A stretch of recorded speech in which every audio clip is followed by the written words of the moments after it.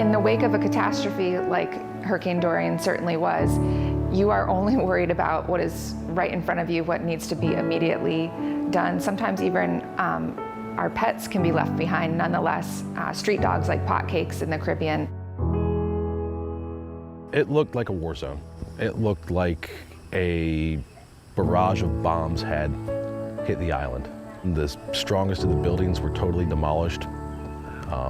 Communities just wiped off the face of the earth. Big Dog Ranch identified that there were dogs that needed rescue after the hurricane. And so they sent the team over to this decimated island. It was an instinct and a chance. I had passed through an area where I found Miracle and saw other dogs there. Started whistling and heard a response to my whistle. And so there's a dog back there. Started walking farther into the devastation. I whistle again and I hear Miracle.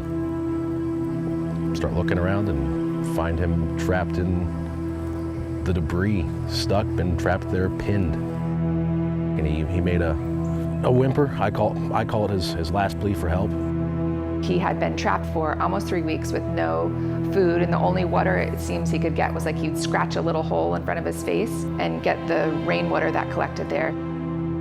I was able to pull the debris away from him and instantly saw how emaciated he was from surviving on rainwater. I don't know how he survived. I really don't. He had a will. He was full grown. He was probably about a year old at the time, but he only weighed 16 pounds. I don't even know how he and his organs were able to hold on. It's incredible. He started wagging his tail as soon as Sean got him free. He never growled, he never snapped.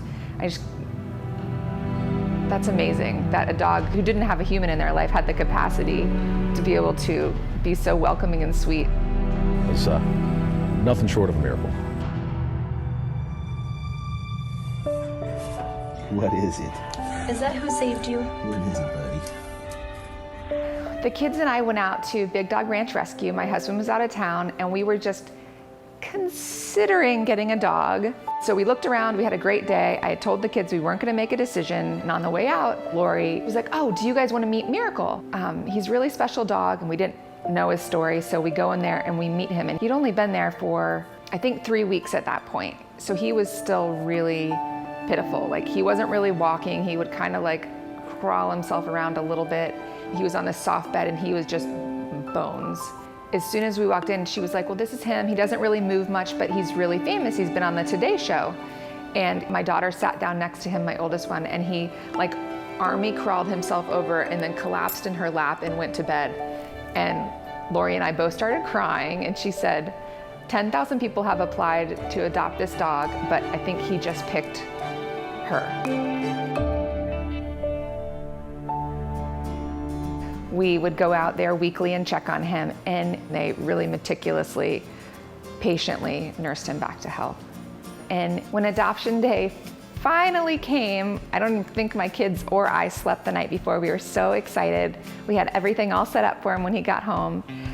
We had to be at Big Dog Ranch bright and early, and then the drive home, he was sitting in Jane's lap and fighting with my other two daughters because they all wanted him on their lap.